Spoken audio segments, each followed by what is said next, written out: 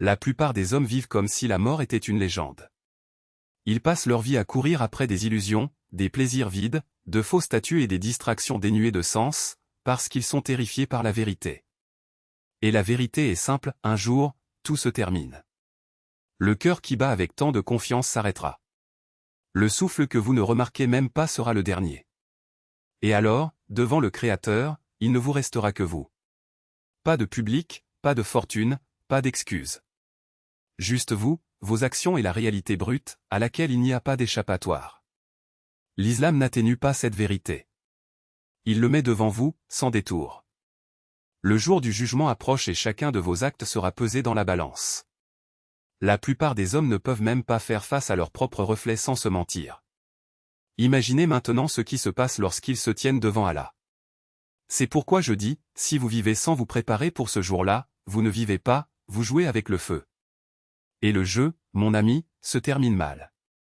Au début, je pensais que c'était juste une autre tactique religieuse pour effrayer les gens. Je me suis trompé. Plus je comprenais, plus je réalisais que c'était la logique la plus pure qui soit. Pensez-y, nous vivons dans un monde plein de corruption, de mal et d'injustice. Croyez-vous vraiment que les gens s'échapperont pour toujours? Impossible. Le jour du jugement est le système de justice ultime. Chaque mensonge, chaque trahison, chaque oppression, tout est enregistré. En islam, les anges notent chaque détail. Rien ne passe inaperçu. Et quand ce jour viendra, il n'y aura plus d'avocats pour déformer la vérité, ni de marketing pour ternir votre image. Il ne restera plus que la réalité brute de qui vous étiez et de ce que vous avez fait. Cela m'a secoué. Cela m'a forcé à me demander, à quoi ressemblerait mon dossier si le jour du jugement avait lieu demain? La plupart des gens évitent cette question parce qu'au fond, ils ont peur de la réponse. Mais l'homme intelligent se pose chaque jour cette question et agit en conséquence. Le jour du jugement dit une chose très claire, tous les jeux de pouvoir que vous faites ici ne valent rien là-bas. Rois, présidents, milliardaires, ils seront tous au même niveau que l'homme le plus pauvre de tous les temps. Pieds nus, sans couronne, sans égaux, et la balance sera portée au premier plan. En islam, vos actions seront lourdes. Imaginez, tout le temps que vous perdez à vous montrer, au lieu d'aider quelqu'un dans le besoin, sera là, enregistré. Tous les péchés que vous pensiez que personne ne voyait aussi. L'argent et le statut ne valent rien. J'ai réalisé que si je vis uniquement pour ce monde, je parie sur une monnaie qui n'a aucune valeur dans l'au-delà. C'est pourquoi j'ai changé d'orientation. Je joue toujours au jeu ici, mais mon véritable investissement est là où il compte vraiment. Parce que peu importe à quel point vous êtes ici, à ce moment-là, vous ne serez qu'une autre âme attendant votre destin. Les gens adorent jouer les innocents, les victimes. Mais la vérité est qu'au jour du jugement dernier, toutes les preuves seront contre vous. Et le plus effrayant, c'est que même votre propre corps en sera témoin. Votre langue parlera des mensonges que vous avez racontés, vos mains révéleront ce qu'elles ont touché, vos pieds montreront où ils sont allés. Même votre peau racontera l'histoire. Vous ne pouvez pas soudoyer votre propre corps pour qu'il se taise. Il n'y a aucun moyen de supprimer votre historique dans l'au-delà. Quand j'ai appris cela en islam, ce fut un choc. La responsabilité est absolue.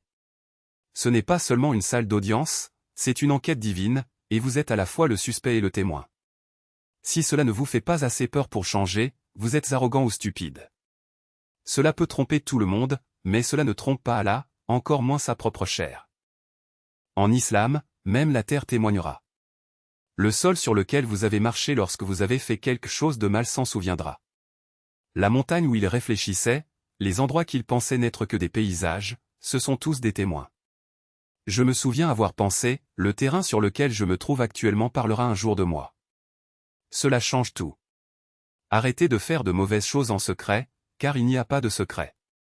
Chaque environnement dans lequel vous vous trouvez est comme une caméra de surveillance dotée d'une mémoire divine. Et voici le point, si même la terre veut parler, alors rien, absolument rien, n'est caché. C'est pourquoi l'islam enseigne la pleine conscience et non pas cette fausse spiritualité que les gens publient sur Instagram, mais la conscience que chaque action est un record, et qu'un jour vous vous présenterez au tribunal et entendrez tout à nouveau, sans coupure, sans édition, la version brute. Dans ce monde, les gens vous jugent en fonction de vos plus grands succès ou échecs. Mais au jour du jugement dernier, un petit acte peut tout décider. Peut-être qu'un verre d'eau donné à une personne assoiffée vous sauvera, ou qu'une insulte que vous avez lancée à quelqu'un vous détruira. C'est pourquoi l'islam ne sous-estime pas les petites actions. Un hadith dit que même un sourire est une aumône. J'ai commencé à penser différemment. Chaque interaction, chaque choix, chaque mot, tout est monnaie. Certaines personnes font faillite chaque jour sans s'en rendre compte. Ils sont riches en argent, mais vraiment pauvres. Ce jour-là, personne ne se souciera de vos voitures, de vos abonnés ou de vos actifs. Ce qui compte, c'est votre équilibre avec Allah. Ce qui est effrayant, c'est que vous ne saurez pas quelle action définira votre destin avant qu'il ne soit trop tard. Alors pourquoi prendre le risque? Le jour du jugement est certes terrifiant, mais il est aussi plein d'espoir. L'islam enseigne que la miséricorde d'Allah est plus grande que sa colère. Cela signifie que peu importe à quel point vous vous êtes trompé, si vous le regrettez vraiment, il y a encore une chance. Je suis un combattant et je respecte cela. La vie est un combat. Vous perdrez peut-être en 9 tours, mais si vous obtenez le KO au 10e, vous pouvez toujours gagner. La repentance est ce coup décisif. Mais ne vous y trompez pas, la miséricorde est pour les sincères, pas pour ceux qui pensent pouvoir tromper le système. On ne peut pas vivre comme un diable et mourir comme un saint. Il faut travailler, se battre, changer. La peur vous maintient discipliné. L'espoir vous fait avancer. Sans les deux, soit vous devenez arrogant, soit vous tombez dans le désespoir, ce qui vous détruit tous deux. Le jour du jugement dernier, même votre mère ne pourra pas vous sauver. Votre meilleur ami ne parlera pas pour vous. Votre frère, votre femme, vos enfants, ils seront tous trop inquiets pour eux-mêmes pour se soucier de vous. C'est la réalité. Vous êtes peut-être ici l'homme le plus aimé au monde, mais là-bas, vous ne serez qu'une autre âme essayant de ne pas être jeté en enfer. C'est là que l'islam détruit l'illusion selon laquelle « mes amis me soutiennent ». Ils ne protègent pas, et vous ne protégerez pas non plus le vôtre. C'est chacun pour soi. Le Coran dit que les gens fuiront les uns les autres, les parents loin de leurs enfants, les frères loin de leurs sœurs, car la terreur sera réelle. C'est pourquoi je dis aux hommes, arrêtez de vivre pour l'approbation des autres et commencez à vivre pour Allah. Parce que la foule qui crie votre nom aujourd'hui sera silencieuse ce jour-là, et votre seul allié sera vos propres actions. Le jour du jugement n'est pas un conte de fées religieux destiné à effrayer les gens. C'est la réalité. Pensez-y, tous les empires qui ont jamais existé ont disparu. Tous les rois, milliardaires, célébrités se sont transformés en poussière. Et un jour, nous le ferons aussi. En islam, c'est le jour où la terre tremblera, les montagnes s'effondreront et le ciel s'ouvrira. Pensez-vous? Et esclaves côte à côte, puissants et faibles, sages et ignorants, tous nus de leurs masques, tous attendant le même verdict. Il n'y a pas de privilège, il n'y a pas d'exception. Ce que vous avez construit ici ne reste pas avec vous. Ni le palais, ni le diplôme, ni le nom gravé dans le marbre. Il ne reste plus que ce que vous avez fait avec ce que vous avez reçu. Et dans cette mer d'humanité, vous n'êtes pas seul. Vos parents, vos enfants, vos amis, vos ennemis, ils seront tous là, témoins. Imaginez le poids de regarder dans les yeux quelqu'un que vous avez blessé et de n'avoir aucune excuse. Ou voir la déception sur les visages de ceux qui vous ont fait confiance et que vous avez échoué. Il n'y a aucun moyen de s'échapper.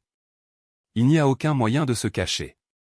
Les mots que vous avez chuchotés dans le noir, les regards que vous avez évités, les promesses que vous n'avez pas tenues, tout cela sera révélé. Et la chose la plus effrayante? Vous ne pourrez blâmer personne. Ni la société, ni les circonstances, ni le destin. Juste toi. Juste vos choix. Mais voici ce qui me donne de l'espoir, le paradis n'est pas une récompense pour les parfaits. C'est un cadeau pour ceux qui se sont battus. Pour ceux qui sont tombés mais se sont relevés. Pour ceux qui ont commis des erreurs mais qui l'ont regretté. Pour ceux qui ont pleuré en secret, mais qui n'ont pas abandonné. Allah ne nous demande pas d'être impeccables. Il nous demande d'être sincères. Et c'est là la beauté de la miséricorde divine, elle n'ignore pas nos fautes, mais les couvre lorsque nous nous tournons vers lui. Pensez-y, le jour du jugement n'est pas seulement une période de terreur. C'est aussi le jour où justice sera rendue. Les opprimés verront leur oppresseur réagir. Les lésés verront leur douleur reconnue. L'orphelin, la veuve, le pauvre, tous ceux qui ont été piétinés dans cette vie auront leur récompense. Et ceux qui ont utilisé leur temps, leur richesse et leur influence pour soulager les souffrances des autres verront leurs bonnes actions multipliées. Il n'existe aucun système judiciaire sur Terre comparable à celui-ci. Aucun tribunal humain ne peut rendre une justice aussi absolue. Alors qu'est-ce que tu attends? Chaque respiration est un prêt. Chaque jour est une page blanche de votre livre de records. Vous pouvez le remplir de regrets ou de détermination. Par négligence ou intentionnellement. Avec égoïsme ou avec amour. Le choix vous appartient, mais le temps ne s'arrête pas. La mort ne fixe pas d'heure. Et quand il arrivera, il n'y aura pas de négociation. J'ai vu des gens qui avaient tout, santé, richesse, gloire, partir en un instant. Et j'en ai vu d'autres, avec presque rien, laisser un héritage qui résonne pendant des générations. La différence? On vivait pour ce monde. L'autre, pour le prochain. Lequel veux-tu être? Le jour du jugement n'est pas une menace. C'est un rappel. Un signal d'alarme avant qu'il ne soit trop tard. Parce que lorsque la terre s'ouvrira et que les cieux seront déchirés, il n'y aura plus de temps pour « un jour je le ferai ». Ce sera le jour où vous découvrirez si vous avez vécu comme esclave d'Allah ou comme esclave de vos passions. Alors, aujourd'hui, demandez-vous, si l'ange Israfil sonnait de la trompette en ce moment, qu'auriez-vous à présenter? Si la réponse ne vous satisfait pas, changez-la. Parce que le jour du jugement n'est pas une histoire pour effrayer les enfants. C'est la réalité qui définit tout. Et la seule question qui compte est, êtes-vous prêt? Simple. Et la question qui devrait vous réveiller à l'aube est, de quelle main voulez-vous tenir votre livre? Parce que ce n'est pas une question de chance.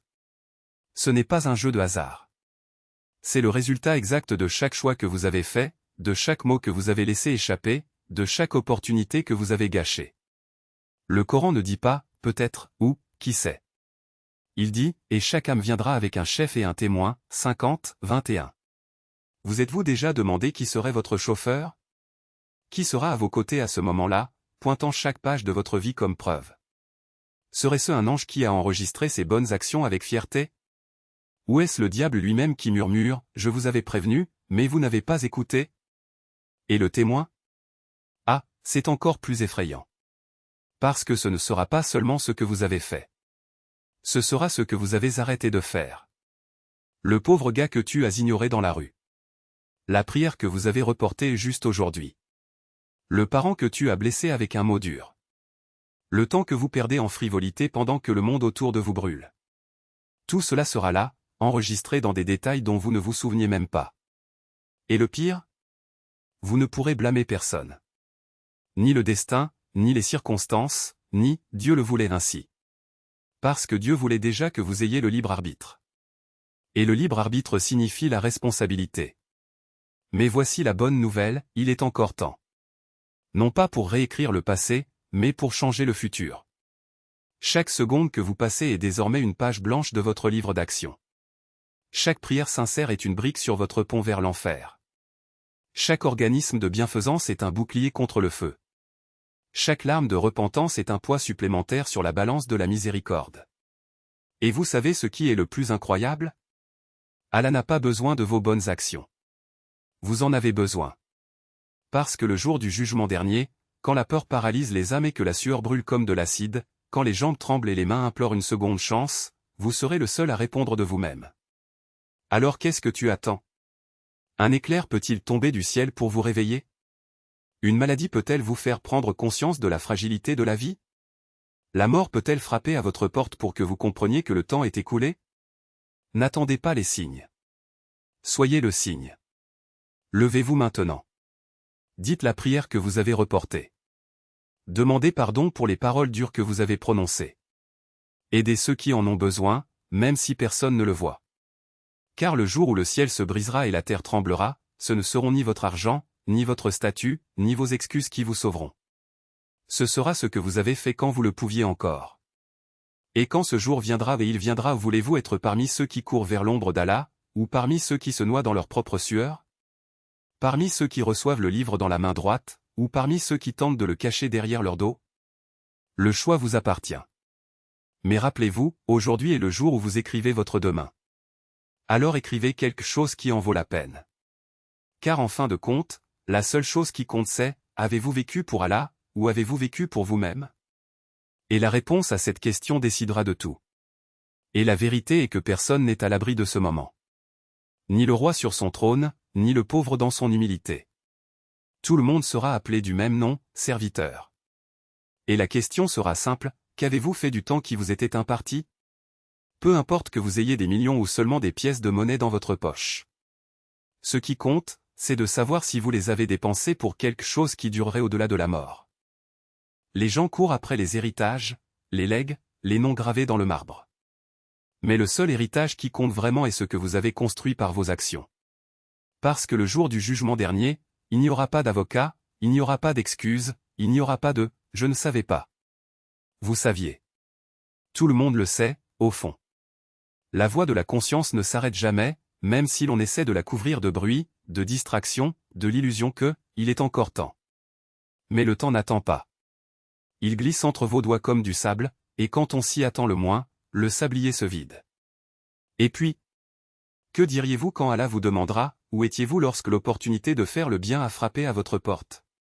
Allez-vous répondre que vous étiez trop occupé à accumuler des choses que vous ne pouviez pas prendre? Que vous aviez peur de ce que diraient les autres si vous étiez différent? Qui a préféré le confort de l'ignorance au poids de la responsabilité? Parce que c'est ce que font la plupart des gens. Ils choisissent la facilité maintenant pour en payer le prix plus tard. Mais vous n'êtes pas obligé d'en faire partie. Vous pouvez être celui qui regarde en arrière et ne ressent aucune honte. Celui qui sait que, même dans les mauvais jours, il a fait de son mieux pour bien faire les choses. Ce qui n'a pas gâché l'occasion d'être meilleur. Et ne vous y trompez pas, la récompense ne se trouve pas seulement dans l'au-delà. Cela commence ici.